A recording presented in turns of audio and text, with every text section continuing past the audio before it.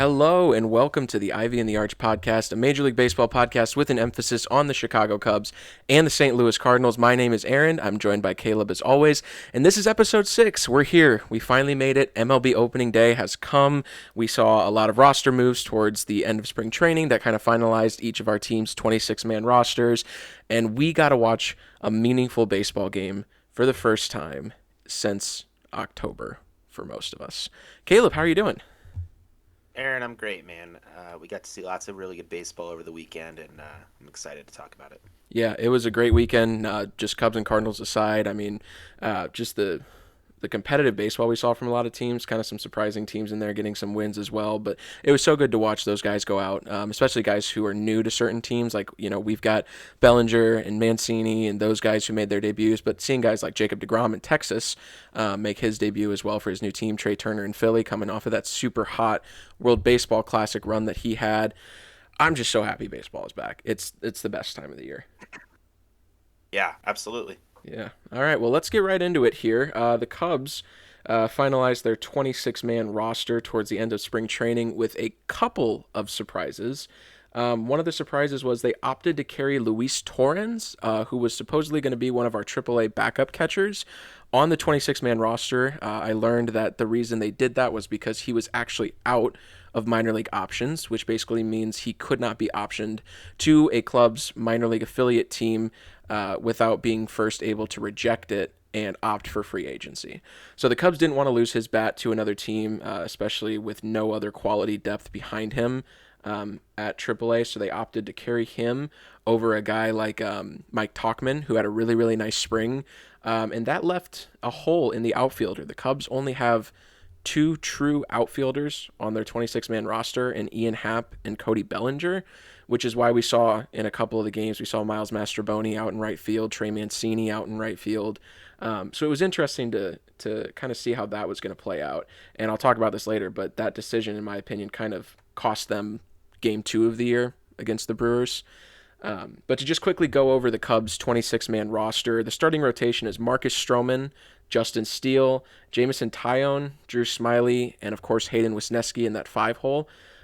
Two lefties in the rotation in Steele and Smyly. Everybody else is a righty in there. I think that's a good balance. I know some teams have a 5-man all right-handed rotation, but I think having those two lefties in the rotation is important, considering the fact that the Cubs do not have a single lefty in their bullpen to open the year. Javier Assad, Mark Leiter Jr., Julian Merriweather, Michael Rucker, Brad Boxberger, Adbert Alzolay, Michael Fulmer, and Keegan Thompson, all right-handed pitchers. Mark Leiter Jr. has a good track record against left-handed hitters, which is he's kind of like our pseudo lefty pitcher in that aspect. But still interesting to see that they didn't actually carry any lefties in that bullpen. The catching depth is Yan Gomes, Tucker Barnhart, and Luis Torrens, who I mentioned earlier. The infield is Eric Hosmer, Trey Mancini, Nico Horner, Dansby Swanson, Nick Madrigal, Edwin Rios made the team, Patrick Wisdom, and then, like I said, Miles Mastroboni, who is kind of that super utility guy. He was acquired from the Rays during the Rule 5 squeeze. He can play everywhere. He has a good glove in most positions.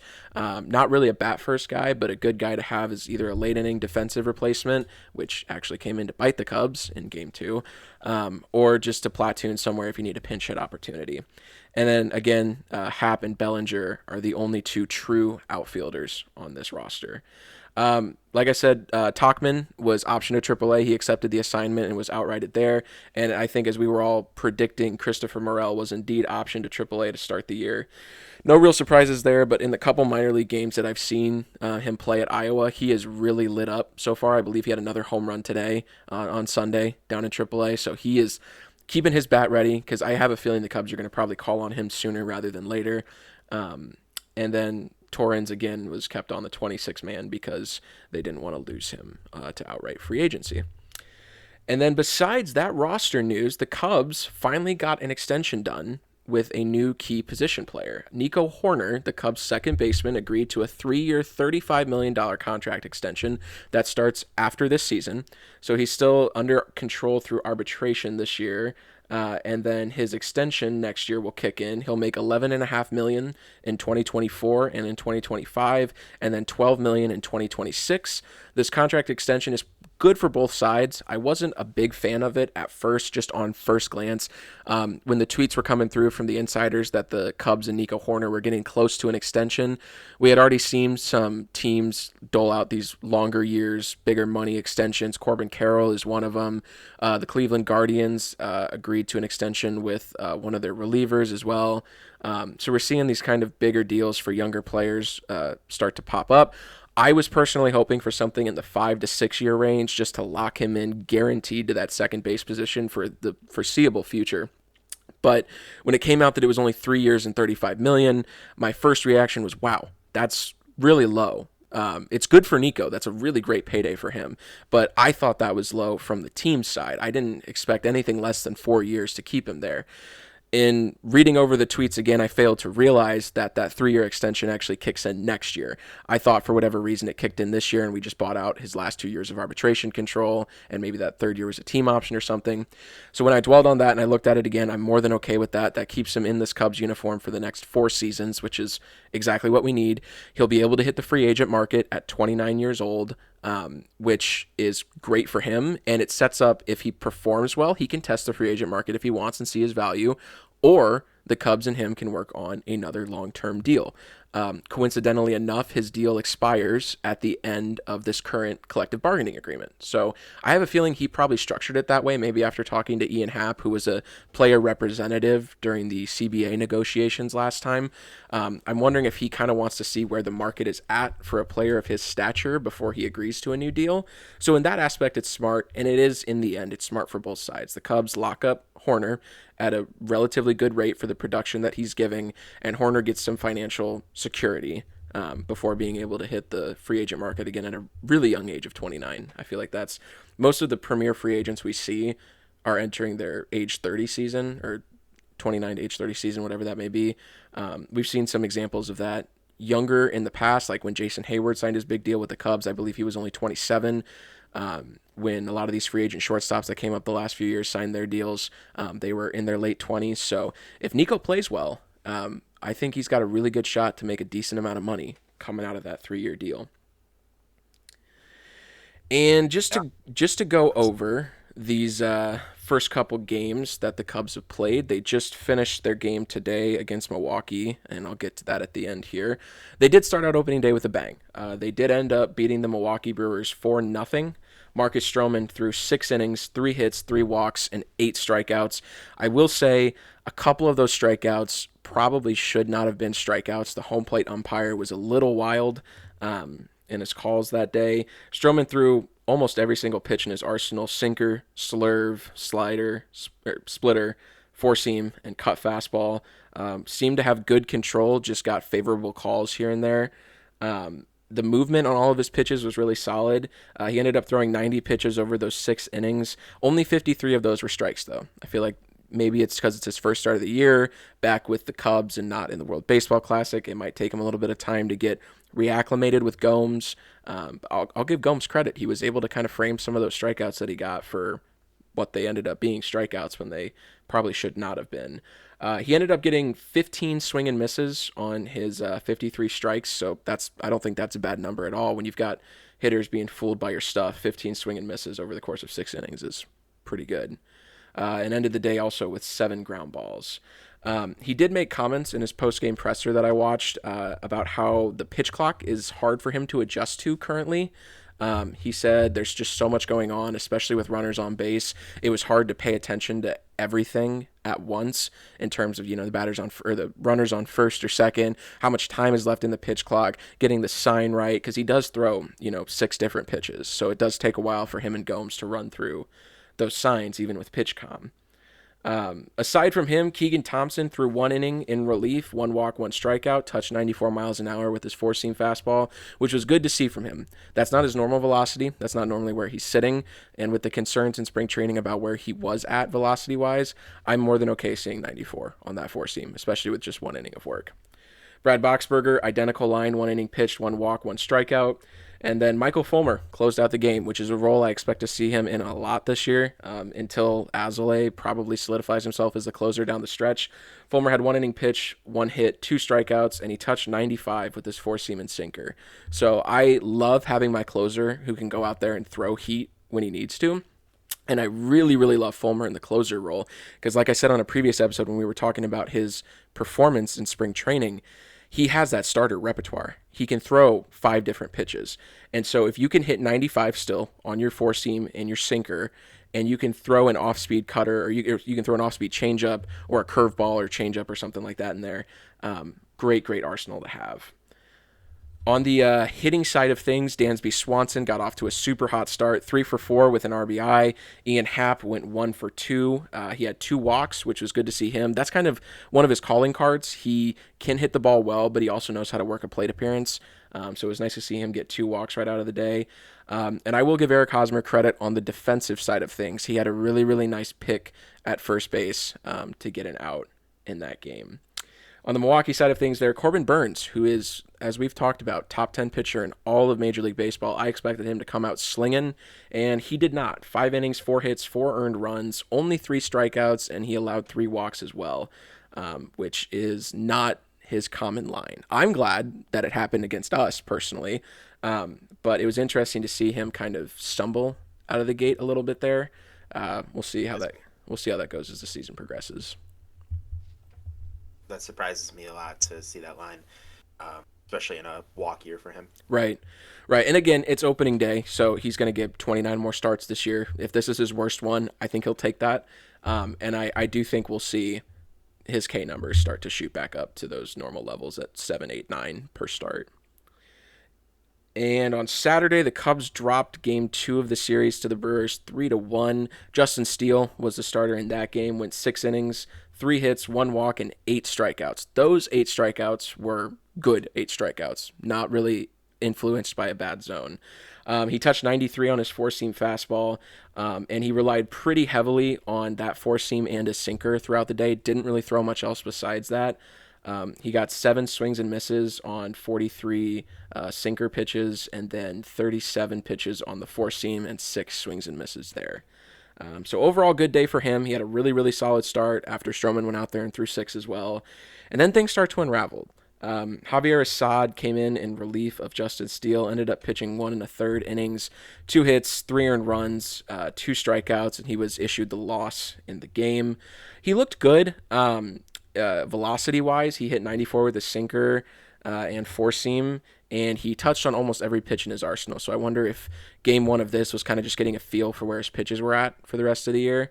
So he threw his four seam, his sinker, his cut, his changeup, his slider, and his curveball. So he threw everything at least once out there, which, you want to win the games, obviously, but I'm not mad about a guy going out there and just getting a feel for where he's at, especially when the game was 1-1 when he came in.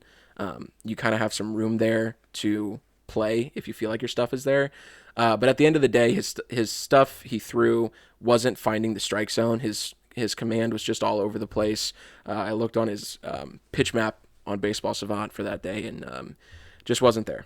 Just wasn't there for him. So I will say that game probably would have been won or at least extended a little longer if Miles Mastroboni actually laid out for the lazy fly ball. It's not lazy.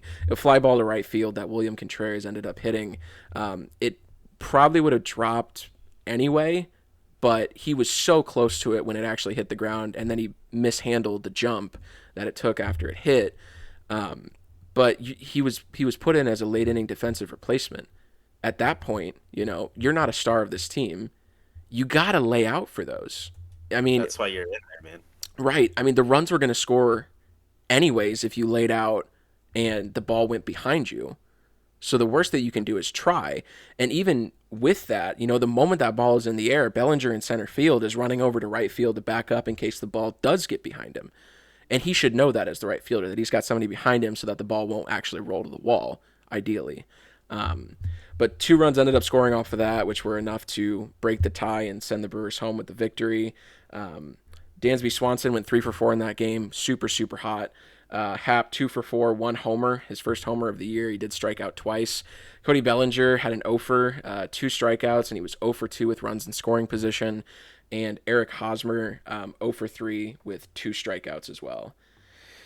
So that was kind of a tough one to swallow there. Milwaukee's pitcher was kind of on top of things. Brandon Woodruff, I believe he had 8 or 9 strikeouts on the day. So that's something that we expected to see from him too. Him and Burns at the top of that Brewers rotation are pretty strikeout heavy. So I knew the Cubs were going to have to come out fighting, and they just had absolutely nothing against him, which is unfortunate, but it is what it is. And then today, the Cubs just ended their game against the Brewers and ended up losing that one 9-5.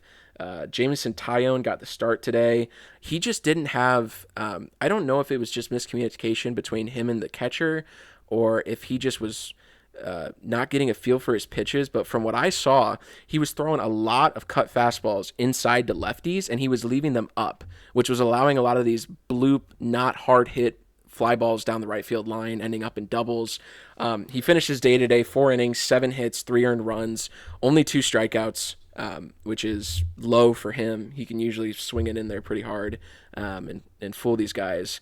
Leiter Jr. came in relief, another solid appearance, 1 inning, no hits, 2 walks, 2 strikeouts on 30 pitches. He did labor a little bit. He had a 10-pitch at bat during his inning of work.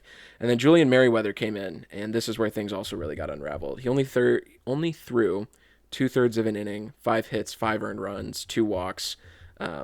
Rucker came in after him, inning and a third, allowed 1 hit, 1 earned run, and he did strike out 3. That was good. And then I didn't know who Rossi was going to go to end the game today with no real chance of winning it. I had assumed Keegan Thompson might be back out there, but I was happy to see that Alzolay got the last 2 innings today. 2 innings, no hits, no walks, 3 strikeouts on 22 pitches. So that's 15 strikes on 22 pitches as well, which is phenomenal in 2 innings of work. I'm hoping as the season progresses that Ross keeps Alzolay for those later innings. I don't really want to see him piggybacking. I want to see him get a feel for tight games if we have the lead by 1 or 2, or closing out games, getting comfortable in that 7, 8, 9 inning role, because I think that's where he's really going to thrive long term. His stuff was playing so well in spring training, and it's evident today that it's working with the 3 strikeouts and 2 innings pitched. On the hitting side of things, Nico went 2 for 5 today. Dansby 1 for 4 with an RBI and a walk. He's been hot to start the year. 583 average so far through 3 games, which has been nice to see because he was kind of hyped up as that glove first player, which it's only 3 games. But his glove has been phenomenal at shortstop. I mean, he's laying out for everything. He's making the plays. Today there was a runner on third. A ball was hit sharply to him, and without even thinking, he slid, grabbed it, and flicked it home, and they got the runner out at home today. Great play from him out there.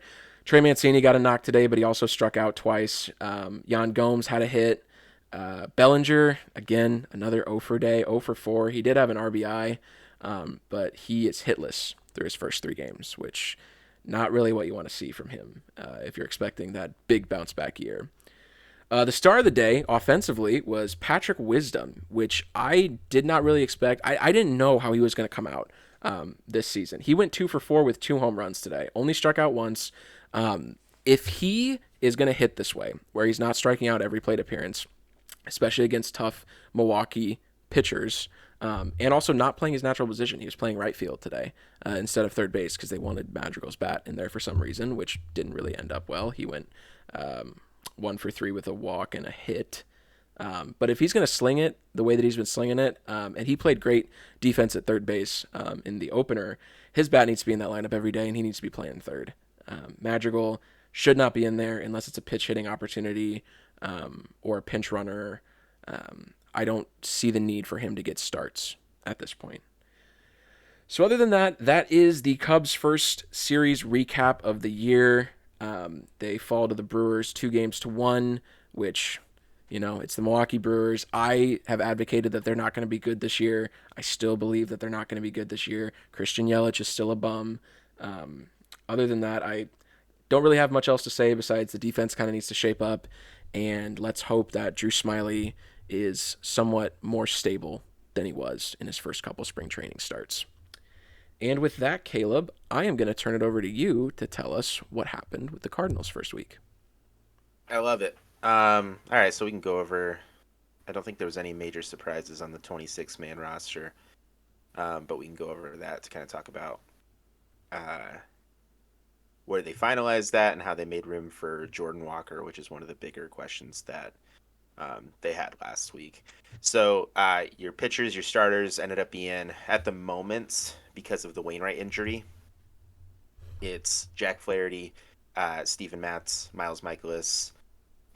Jake Woodford is replacing the injured Wainwright, and then Jordan Montgomery.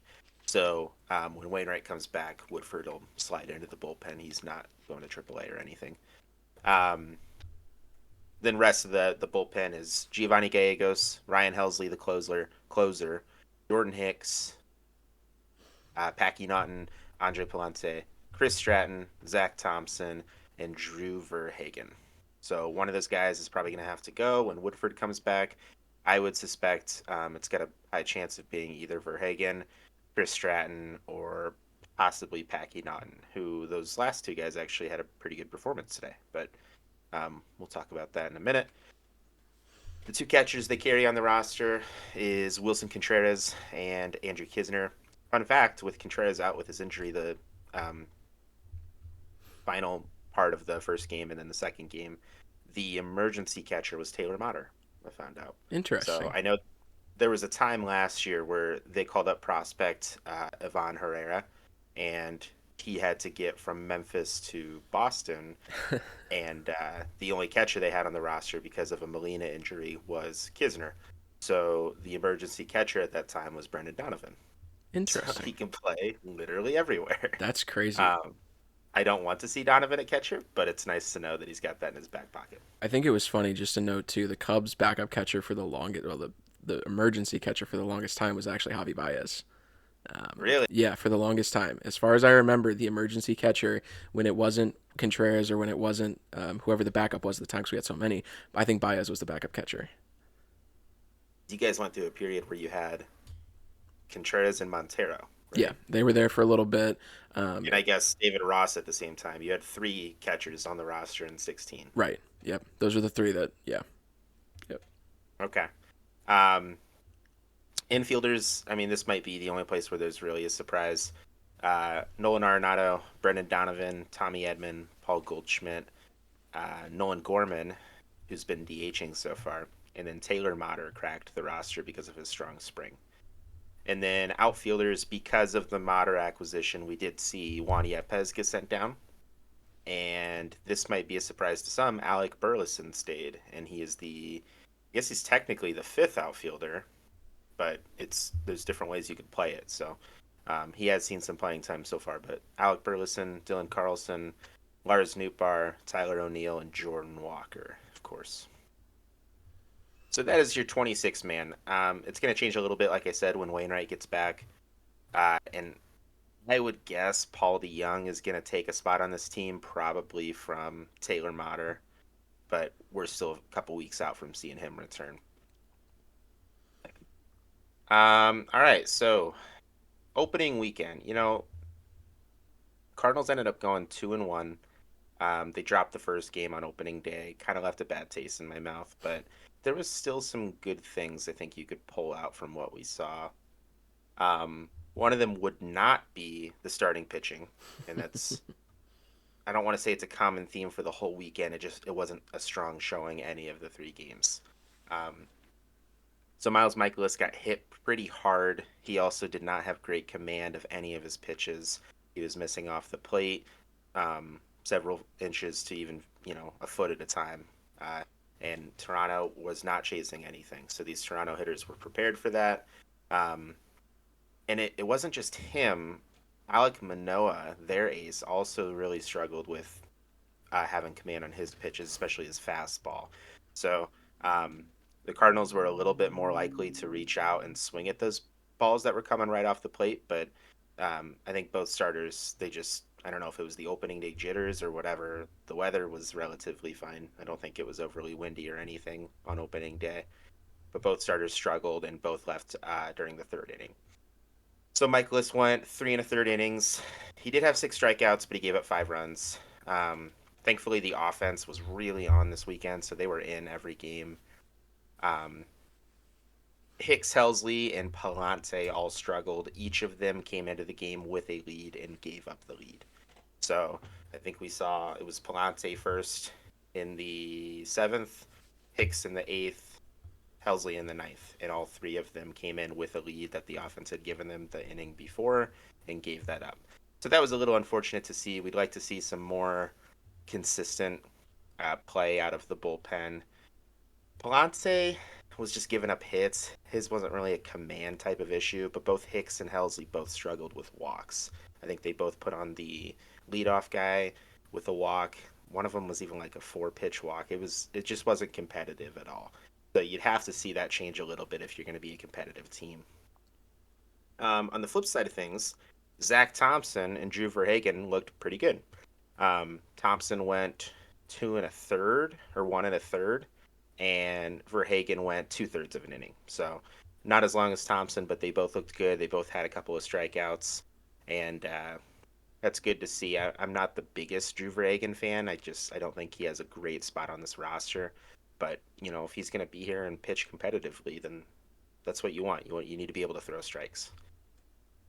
On the offensive side of things, Brendan Donovan continued his rookie season with some really good play. He's been kind of cemented as the official leadoff man for the time being. He went 3 for 6 with a couple of RBIs.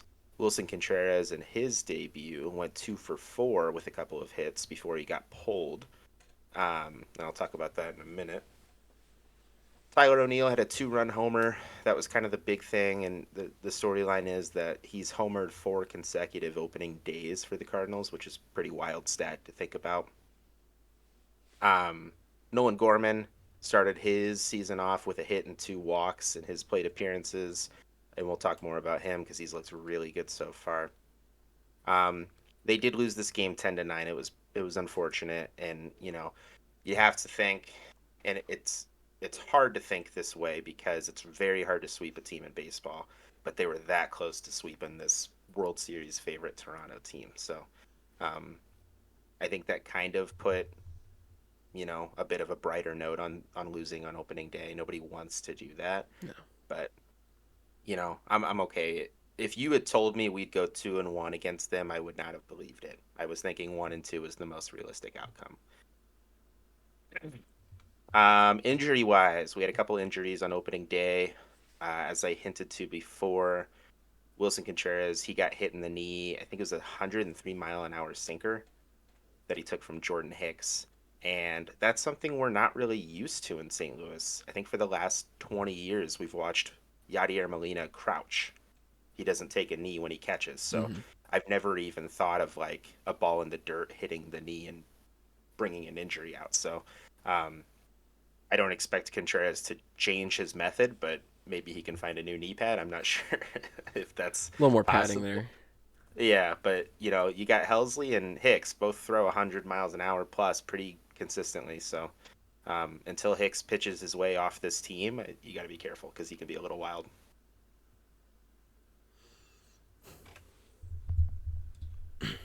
Oh, why Lars Nootbaar was not playing?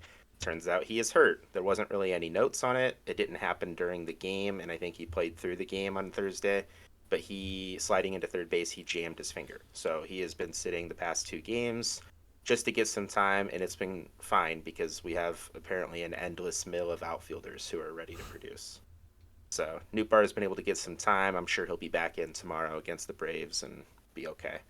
Um, and then Giovanni Gallegos has not pitched yet. He has a back injury. So um, he's had a pretty competitive spring as far as being ramped up because he did compete with Team Mexico in the World Baseball Classic.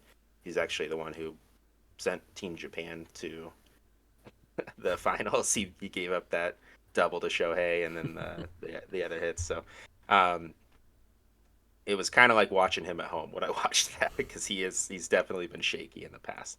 So Gallegos has not pitched yet. I guess it's not bad enough to put him on the 10-day disabled list or injured list, but um, I don't know. Hopefully we see him sometime this week just to make sure he's okay because I do feel like there are some pitchers who could potentially pitch up here with the team and be effective that are still in Memphis. All right, so Saturday, they did walk away with a win. We had a kind of a weird, very rare start from Jack Flaherty, who you all know who have been listening. I picked Jack Flaherty to have a bounce back season and be one of our best pitchers this year.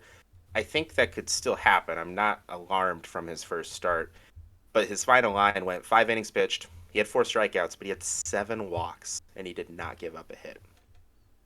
Um, they did not throw a combined no hitter. It was seceded at one point, but you'd have to look at Jack Flaherty's line and just be a little bit puzzled. There was at times where he threw really competitive, close to the zone pitches, and then there was times where it wasn't even close. It was completely off the plate, and he kind of struggled the same way. I would equate it the same way to Hicks did. Michaelis was throwing pitches. It looked like he had no idea what he was even doing on Thursday. Flaherty was like, it was so close, but when you found out that the ump wasn't giving you that pitch and you continue to go to that spot, I'm just a little puzzled. Yeah. Like, you got to choose a new spot, man. You can't keep pitching to the same spot. So, hopefully, a little bit cleaner of an outing the next time for Flaherty. It was really his pitch count that pulled him out of the game. Like I said, it's not like he was hurt or he had given up too many walks or anything, or hits. It was just because his pitch count was up at about 100 when he got pulled. Hicks had, I think he had the seventh inning. He struggled again.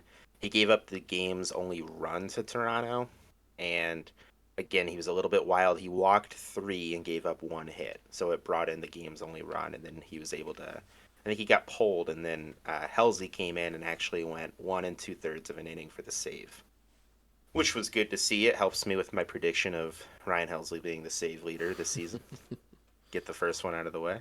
But the pitching did settle in a bit. They weren't getting hit around as much as they were on Thursday. The Thursday was kind of a hit parade. I think I saw that the two teams combined for almost 30 hits, or it was like 34 or something. I don't know. Yeah, let me see here. So it was the Blue Jays had 19 hits and the Cardinals had 15. So 34. Yeah, 34. So Wow. it was a hit parade on Thursday. Each team was going back and forth with each other. It was honestly probably the best opening day game. I just think it was that competitive. Yeah, I mean, even though the Cardinals lost that game, I mean, I was, at a happy hour for a coworker's retirement, and I was watching it on the TVs out there, and I'm like, man, this is an entertaining like baseball game, Yeah. period, to watch an opening day. That would have got me fired up for the season, even if I didn't win. Like to show that we can score 9 runs off of a guy like, 5 alone off of a guy like Alek Manoah, that's that would get me excited. This team is no slouch, man. And I'll talk about Chris Bassett in a minute, and he's probably the worst pitcher that Toronto has the ability to put out between their starters. Um, they're not a bad team. They don't have a bad rotation at all. Just because who was out? For Who who? pitched for them? For Toronto. for It wasn't Toronto? Barrios. No. I'll look at their depth chart here. Hang on. It was Gossman, Kevin Goss. Gossman. Yeah, yeah, yeah. Just because Gossman got knocked around a little bit, it wasn't the end of the world. He did fairly well. He did fine. Two of their 4 runs, their first 2 runs came on it was a Matt Chapman error. Yeah. He threw the ball into the first base or into the dugout over by first base, and they took advantage of that. And part of the reason would be is because Brendan Donovan just continues to take advantage of those opportunities given to him. So I think it was Tommy Edman who found a way to get on base with that error. You put the ball in play, and sometimes good things happen. Brendan Donovan smacked a double into the um, gap out in right field after that. So this team, it looks like they have a really good ability to respond to the positions they're given. I feel like I've never seen this team score that many runs with 2 outs, and they continue to do it in all 3 games throughout the weekend. So outside of Donovan, Nolan Gorman kind of opened up a little bit. He looked solid in the first game. I know he had like a clutch hit at one point, but he had 2 walks and a hit yesterday. It'd be yesterday. Brendan Donovan had the 1 hit with the RBI, and then Goldie had 2 hits and a run. And Paul Goldschmidt actually, I was sitting there watching the game today, and they were talking about batting like 600 so far through 3 games. He's been really good, Yeah. and I had not even noticed. And I just know he's got kind of this quiet personality, and it's really easy to miss stuff with him. He's been super solid so far. So they snuck out with that one. I think it was 4-1 was the final score. And then the last game today, this was a really good, fun game to watch. Um, Jordan Montgomery, I thought he was gonna maybe kind of turn the tide from what we've seen with the starters so far. He started out with a 10 pitch first inning, no base runners or anything. Mm, And then the Cardinals immediately come out and bombard Chris Bassett in the yeah. bottom of the first. I was finishing up. I got a chicken from Costco to shred and use for dinners and stuff through the week. I was finishing up that, and I go check the TV, and it's like 2-0 already, and have like runners on first and third. And I'm like, oh, okay. Um, but first pitch he saw, Brendan Donovan smacked out of the park. First pitch of the game. This is a deep home run too. That Twitter account that puts out, I think it's Would It Dong, Yeah. that Yep. puts What a out dong. the. And I think it was 29 out of 30 ballparks, and it was only not Oracle. It was Oracle, yes, Yeah. because the big wall. So it was only the Giants Stadium that would have kept that one in. So good for you, Donnie. Like I said, you've continued a really hot start so far. He's got 2 home runs on this season, and he had 4 total last year, and he was there on opening day. So he changed something. I'm going to guess he's going to get a test sometime this week because that's the nature of how the league works. You do really well, you get rewarded with a test Yeah. to see, just to confirm you're not on PEDs. Um, so Brendan Donovan, he did really well today. Um, sorry, I lost track of my stuff here. I just want to talk about the pitching performances. So after Monty left, he did go 5 innings. He had ran into, same as the other guys, some command issues, and they had finally started to kind of hit him a little bit. But he gave up 3 runs. He only walked one, and he had 3 strikeouts through those 5 innings. Um, Chris Stratton and Packy Naughton finished off the rest of the game, which was really nice because they went through a lot of starters the past 2 days. Um, I know they had Friday off for some rest, but they still used a lot of pitchers on Thursday, and then they had to get 4 innings out of guys yesterday with Flaherty going out after the fifth. So, but Chris Stratton, Packy Naughton, they combined for 4 innings. They only gave up 4 hits and just one earned run, and I think it was one of those situations where you were talking about with is it Mastroboni? Yeah.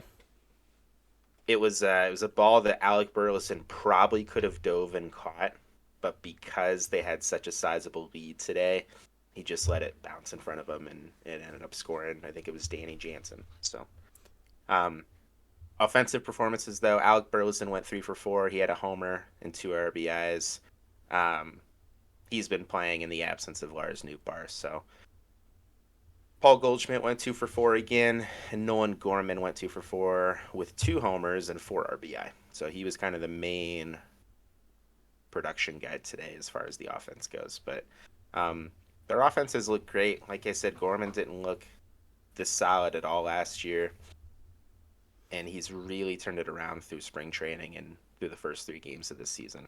So today they finished. I think the score was 9-4. 9-4. Yeah, Yep. 9-4. So, all in all, it's a really good showing from this team against. I mean, it's my World Series pick, man. Yeah. I picked the Blue Jays to win the World Series. So, I came in. I don't think we're bad enough to get teams get swept all the time. It happens. I didn't think we were going to get swept today. I did not think that we would end up walking away with a series win. And this team opens up against Toronto, and then they have the Braves this week, and then the Brewers this weekend. So it's not an easy stretch. No, I was looking at the Cubs' upcoming schedule too, and just looking over teams that are I would consider good teams. We don't really have an easy stretch of schedule until September. Like we don't have Yeah. a line of like where we played two bad teams in a row. A couple things I wanted to note because your series was so interesting compared to ours, just in terms of the dynamics and the playoff aspirations, both big expectations for both of these teams. George Springer went off on opening day, went 5 for 6, and then proceeded to go 0 for 10 in the last 2 games with 2 strikeouts, leading off for I don't Toronto. want to be a super tinfoil type of guy here, but it wouldn't surprise me if they had some sort of pitch tipping on Mm, Michaelis on Thursday because they everything he was throwing they were there. Yeah, I mean, he could have been tipping his pitches. I mean, he could have been doing it in the World Yeah. Baseball Classic too, and that's why he was getting hit around a little bit. Hmm. Obviously, it's much harder to do with pitch calm now. You know, if you're not throwing down signs, the second baseman can't pick him up easily. But if he's doing any sort of movement, or if they're following his sequence of what he's throwing, yeah, it definitely could have been the case there. And I was curious too if ever since it happened in that spring training game, if the opposing batters are able to hear any of the calls through Mm, pitch count. yeah. The other two notes I had on your guys' series, Flaherty's start with the 7 walks. We were talking about that yesterday because we had a Price Picks bet to ride him for at least 3 strikeouts, or I think it was DraftKings, not Price Picks. Um, but yeah, I was looking at his Baseball Savant pitch chart here, which highlights what pitch was thrown, what the result was, and everything like that. His slider kind of went in like a vertical line from about middle of the left side of the zone to all the way to the bottom of the right side. He was throwing it everywhere. Quite a few of them to the dirt, into the dirt on a left-handed pitcher. But I mean, I think he was just getting a lot of bad luck with fouls too. He probably had a lot of opportunities where he could have punched somebody out or gotten contact, but he wasn't finding the zone probably as much as he needed to. And then the other one as well that kind of surprised me. I just want to look at the way that Bassett got knocked around today. I didn't realize this. I don't know if he's always done this, but he threw 8 different pitches today, Hmm. starting in 3 innings: sinker, cutter, changeup, curveball, four seam, split fastball, slider, and a sweeper. Which I don't see a whole lot of sweepers. Um, but he threw in just 3 1/3 innings. A lot of his stuff was, I mean, he got a lot of swings on his pitches, but the contact rate was also pretty high on a lot of them. The outside zone contact was 100% on the cutter and the changeup. He didn't really get a whole lot of swing and miss. He only had 2 on the sinker. Um, but yeah, I mean, it was weird day for him. 9 earned runs in 3 1/3 innings. It's a interesting stat line there. It was crazy, man. And I saw a thing from a Twitter account that I saw earlier. Um, I don't know if this was from Bassett or just against the team in general, but that's about 20 straight. I'll show you my phone screen here. 20 straight batters Wow. with over over 100 mile an hour exit velocity. So they were just seeing the ball really well today. They're hitting it hard. That's crazy. You mentioned the Cardinals' upcoming schedule for this week. The Cubs are taking their talents to Cincinnati for a 3-game series. First series on the road, Monday, Tuesday, and Wednesday of this week. We're going to see Drew Smiley tomorrow make his season debut, and we're going to see Hayden Wesneski on Tuesday in Cincinnati. And then Marcus Stroman against Hunter Green on Wednesday, which should be a phenomenal pitching matchup. Um, Weird 11:35 a.m. start time for a Wednesday game in Cincinnati. Don't know what that's about. There'll probably be about 10 people at Great American. Um, but I'm excited to see Wesneski start. I'm a little worried about Smiley tomorrow. It's the Reds, so I'm hoping we can beat the Reds like we normally should. I Hmm. think Wisniewski should dominate on Tuesday, and then that Stroman Green matchup is going to be fun because Hunter Green he throws 100, strikes out a ton of batters, and then if Stroman can replicate what he was doing in opening day, that should be a really good pitching matchup there. And then Friday, Saturday, Sunday, leading into Easter weekend, we come back home to Wrigley and play the Rangers on a 3-game set, which I'm a little nervous about. The Rangers are 2-0 so far this year. They've looked really good, besides Jacob DeGrom getting shelled a little bit in their first start. I'm trying to look and see if they're playing right now or not, or if they play later today. They do. They play the Phillies tonight at 6. Phillies, it's interesting too. Phillies are 0-2 to start the year. My World Series, or not my World Series pick, they were my division pick, which I ended up walking back. Um, Um, they did this last year too. yeah, no, it's slow start. They're not at full strength, which probably plays into it. But the Rangers, if they can pull off a sweep against the Phillies, that would be a nice boost of confidence for them. I don't know about you, but I would if I beat the defending NL World Series representative. Sounds They're pretty gonna good. have to if they want a shot at that wild card. Yeah, I agree. Although I will say this right now, I'm shocked that the White Sox were able to split with the Astros to start the season. I was really shocked Clevenger pitched the way that he did today after the spring training that he had. That was surprising. And you were talking about prize picks. I ended up losing mine today anyway. I only hit on 3 of the 6. Yeah, I hit on I 2. almost went with Clevenger to get shelled, Oh, I had him giving up but 3 I earned did not. runs. Yeah, I had him giving up 3. Um, Yeah. I'm looking at the Rangers schedule ahead too. It's relatively, I don't want to say easy, But the Rangers have a really, really good shot to get off to a strong start. They play the three against Philly, obviously, and then they're at home again to play three against Baltimore, who have been no joke so far. They've been taking it to the Red Sox. Adley Rutschman, the Orioles catcher, has looked like a star, as he should. And then obviously they, like I said, they go to Chicago the 7th through the 9th to play the Cubs. That's going to be, I don't know what the Cubs are going to do there, but that could be a winnable series for the Rangers, even if you come out with 2-1 there. And then they've got three against the Royals, three in Houston, three more against the Royals. And then they round out April, three in Oakland, or three versus Oakland, three in Cincinnati, and then four against the Yankees at home. Um, just glancing through their schedule here, they do not have a tough schedule until probably June is when they start seeing some really tough competition. Um, I guess I didn't realize this. I probably should have taken a deeper look into some of these playoff teams' schedules before I made my predictions. But just looking at the first half here, I mean, they play. There's times where they play the Diamondbacks for 2 games, then the Angels for 3 after that, Oakland for 4 at one point, Rockies for 3, and then Pittsburgh for 3, Angels for 4, Tigers for 4, Houston for 4, and then they have their final 6 games, their final 6 games to round out the first half: 3 against Boston and 3 against the Nationals. That's a super easy 6 games to end your season out there. So they could be a surprise with this schedule. I don't know. That's interesting. Yeah. That's interesting. So we'll see what the Cubs are able to do here. I kind of wanted to go through here and give a couple early season overreactions, just because I like doing that, liking to throw a little bait out there for people to get all worked up. My early season overreaction is that Cody Bellinger still sucks, even though it's only been 3 games. The fact that he has not had a single hit yet, nothing has really come close. He's played good center field defense, but we didn't bring him here primarily to play center field defense. Brought him here to try to revive his career and go back to the Cody Bellinger that he once was.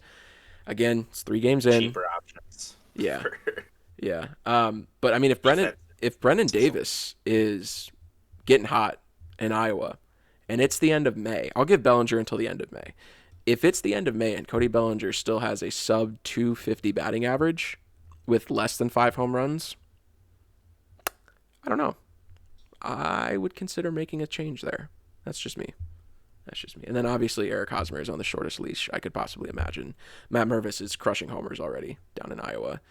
So Hosmer's time on the roster is few and far between, I'll have to say. What about you? You got any overreactions 3 games in? I do. I was thinking about this. There's been so much talk about the log jam at the infield with the Cardinals. Carlson or O'Neill is going to find themselves out of a job very quickly at the rate that the rookies have been hitting.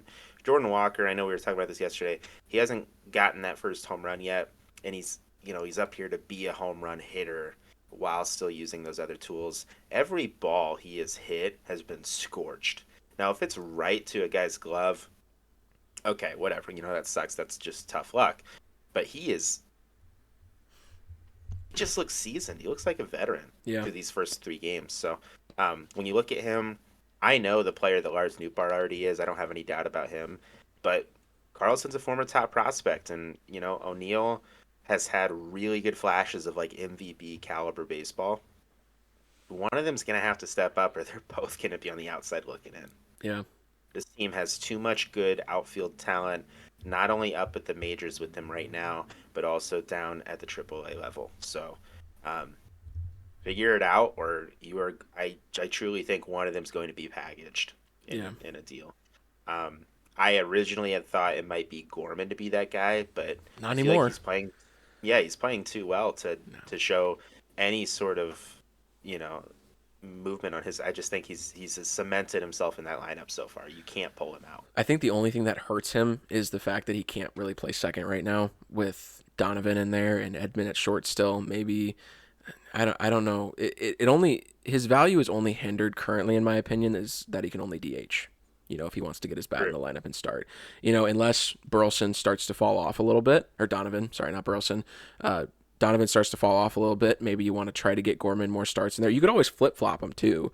I mean, I don't know. Is Donovan's like almost a Gold Glove defender at second though, right? Yeah, I mean he won the Super Utility Award. Right. I don't I don't. If you stuck him as shortstop, I don't think he would have a chance. But Yeah. if you kept him as second, I think he could. I think you could make the case that he'd win second. Yeah, I mean, if in the sense that Gorman's not a great defender, wherever he's playing, No. so I think you have to keep Donovan in the lineup there at Hmm. second. So it does make sense. But yeah, again, you don't want to risk running Gorman in the outfield, even in left or for whatever reason, just to get his bat in there. So his true value is only at DH, and that kind of hinders the development there. A couple other things I wanted to note too here. I'm looking at the standings. Again, it's only 3 games in to the season, but the Rays are 3-0 after beating a really really bad Detroit team. So again, it's Detroit. They're going to be really bad this year, but 3-0 to start off is pretty good for them. The Twins are still 3-0. The Mets are 3-1.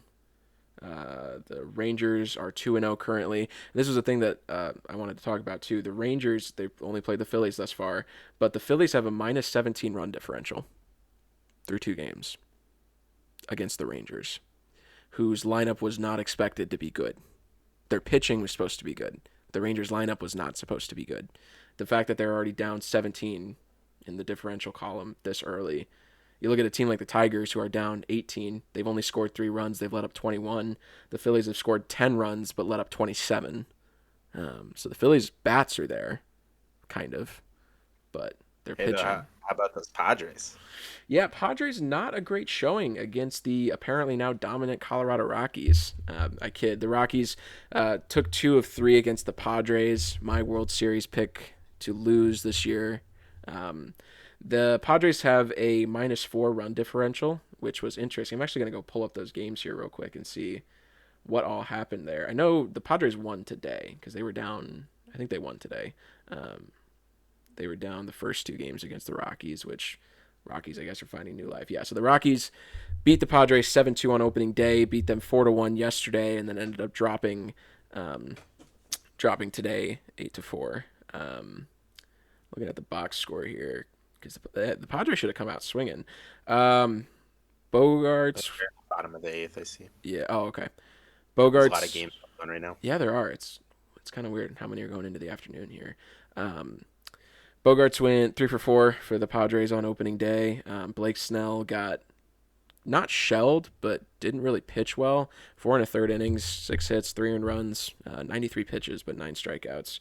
Bullpen is kind of struggling for the Padres. I think that's where they're at right now. They bullpen wasn't really super sharp. CJ Crone was on fire for the Rockies, who was a breakout star for them last year. I actually, funny enough, last night I did one of those DraftKings same game parlay extra because I had the winnings from that Jacob DeGrom first pitch for the Rangers bet that I made earlier in the year. I should have just done this as a straight same game parlay for one of these 2 teams, but the first leg of that I set was for the Dodgers and Diamondbacks game. Parlays are always a shot in the dark, and you're never gonna really ever hit a 4 or 5 legger. I had Freddie Freeman to get a hit, which he did. I had Corbin Carroll to get a hit, which he did not. I had Clayton Kershaw 5+ strikeouts. I think he had 9, so that hit. And then I also had Freddie Freeman RBIs. He didn't have any. And then Corbin Carroll stolen bases. He didn't have any. I probably shouldn't have bet too heavy on that game, considering Kershaw was pitching for the Dodgers in terms of my Diamondback picks. So that was faltered there. But the reason I regret this is the second leg of that was a 5-pick parlay on the Padres and the Rockies game, which was at +400. I had Chris Bryant to get a hit, which he did. Bogarts to get a hit, which he did. Jose Urena, who is the Rocky starter, to allow at least 4 hits, which he did. Manny Machado to have 1+ total bases, which he did. And then I had the over 2.5 each team total runs, which hit as well. So that would have been a nice one to keep it 1, but got greedy. I don't know. I'll probably keep doing it all year long because I love the adrenaline rush of the parlays. Yeah. All right. Well, I think that probably wraps up this episode. There wasn't a whole lot of major news across the league this week. I know Mariners starter, former Cy Young winner Robbie Ray was placed on the 15-day injured list, which is a tough blow for that rotation. The Padres signed Jake Cronenworth to a 7-year extension for 80-something-ish million dollars. So that's, I guess, another talking point there. The Padres now have Manny Machado, Xander Bogaerts, Fernando Tatis Jr., Jake Cronenworth, And that's it. They have the 4 or 5 of those guys locked up for the foreseeable future. Still working on getting a Juan Soto deal done. They've got Darvish anchored in that rotation. They got a lot of guys locked up, but it Too won't matter in the end if they don't win. true. They do have a really nice core. I mean, it's clear what they're trying to do. The model of the that the Braves have been installing for a couple years now, but um, Yeah, you need to cement yourself, win that division, make a statement. yeah. And before we go, too, I also wanted to touch on this pretty big breaking news in terms of minor league baseball. The A couple months ago in the off season, minor league baseball unionized. So for the first time, minor league baseball formed a union, which had never happened. It had only been at the major league level up until this point in time. But the first step that they did was form a union, which ended up happening successfully. And then the evening before opening day, Jeff Passan and a couple other the big reporters on Twitter broke that minor league baseball had reached a first ever collective bargaining agreement, which is absolutely huge, considering most minor league players make less than 10 grand a year. If that, where they're playing. Minimum salaries at least doubled across the board. For example, here, players in rookie ball were making $4,800 a year, or I guess I should say a season, which only lasted a couple months. They are now making $19,800. While it's still not a living wage, it's improvement above and beyond what they were making.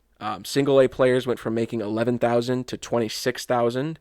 High A players, which for me locally, if anybody's listening, is the Peoria Chiefs. Caleb, I don't know. Do you guys have a high A affiliate up where you're at, or I don't know if you got I any don't minor think league teams up so. there? We just have amateur leagues like the Kane County Cougars. Gotcha. Which former Cubs affiliate, high A ball. High A ball players are going also from 11,000 to 27,000. Double A players are moving from 13,000 to 27,000. And AAA players are now moving from 17,500 to 36-ish thousand dollars a year. Now, to take into account, let's say a AAA player makes it to the 26-man roster and onto the 40-man at one point, their contracts are guaranteed even if they get optioned back down. So once they're up in the majors, they're making the league minimum. But for these guys who are down there trying to play their way to the major leagues, this is so much more motivation for them to keep going. I cannot fathom the amount of guys who may be just so close to figuring it out in the minors give up because they can't afford to keep playing baseball. Even if they get a job in the off season, even if they live at family offered housing during the season when they're playing for their affiliate, I can't imagine the struggle they go through just to try to get to where they want to be in this game. And while this may not be enough money in the long run, this is a huge step in the right direction. Yeah. It wasn't just player salaries as well. Minor league players will also receive 4 weeks of retroactive spring training pay this year. For this year. So after the CBA was signed, they're going to get back pay for the 4 weeks of spring training, which the minor leaguers never used to get paid, if anything, for spring training, which is huge. They'll get a $625 weekly stipend for spring training and off-season training camp, and $250 weekly stipend for off-season workouts at home. That is huge. That is huge. That is going to help guys take stress off their shoulders on being able to get workout equipment, being able to afford a gym membership, especially if they can't afford to go and live at a team's spring training facility or in Arizona for a certain period of time. That's awesome. Players who sign for the first time at 19 or older can become minor league free agents after 6 seasons instead of 7. So if a player has not reached a team's 40-man roster by 6 years in their organization, they have the right to elect free agency, which I think is great too. Yeah. It gives them a chance to explore new opportunities, especially if they're log jammed at positions in a team's minor league system. Most players will be guaranteed housing, which is another huge thing, and players at AA and AAA will be given a single room, so they'll get their own room when they're on the road or at home. Which no more 7 guys sleeping in a hotel room just trying to make it for the short bus ride to the 3-hour away stadium. They'll be able to sleep comfortably in their own beds, hopefully. And players at single A and high A will have the option of exchanging club housing for a stipend. So if they have playing a game in a town where maybe their family's going to come and get a hotel suite for them for that weekend, or if they have family or friends in that town, I think that's pretty cool that they can turn what would be a credit into a stipend. Or I can also probably see a lot of these guys offering housing for other players or however that may go about. Yeah. MLB also agreed to not reduce minor league affiliates from the current 120. I know that had been a really big talking point in not just the CBA for the major leagues, but just over recent years. I know Rob Manfred has talked about reducing the number of minor league teams, which would just be horrible for the sport of baseball. That's not how you grow the game in any way, shape, or form. And then this one was kind of interesting. Beginning in 2024, teams can have a maximum of 165 players under contract during the season and 175 during the offseason, which is down from the current 190 during the season and 180 in the offseason. So I don't know if that applies to more of like these international signings. I think this is. It didn't say it here, but I believe that this is just for domestic players, so players born within the United States. I don't believe this applies to players from Latin America or any other place. I don't really know what that's all about. I haven't really dug deep into that. That's just an interesting one. And then the final note here is the players will gain rights to second medical opinions, which I didn't know that wasn't a thing. But I guess in minor league baseball, once the team doctor says you got a broken ankle, you got a broken ankle, like even if it's just sprained. So Yeah. that's cool. They get access to a 401k plan and arbitration to contest discipline under a just clause standard. And they agreed to upon new domestic violence and drug policies. So huge, huge, huge congratulations to every single minor league baseball player who's currently playing. You deserve this. Hopefully, this helps you feel more comfortable playing this year. And also, a huge thank you to every minor league player who has played and is paving the way for this kind of thing. We know you all struggled, but I think you all will be just as happy to hear that this is finally happening for the guys coming after you. So, to end that positive note, unless Caleb, you have anything else you want to talk about before we wrap up here? Cool. Good, pal. Cool. All right. Well, we just want to thank everybody again for all the support. I know I didn't say it at the beginning of the episode, but as the season gets started here, we're super excited to do these kind of episodes where we can dig into meaningful games, talk about meaningful roster decisions. If you guys have been watching us on YouTube, we really, really appreciate it. If you've been watching any of our shorts we've been putting out, whether it's on YouTube or TikTok, that helps tremendously for us to grow our audience. For those of you who are continuing to listen on Spotify, thank you again. Trying to grow this in every outlet that we can. We hope to keep doing this for you. And yeah, so we will see you next week. Peace out.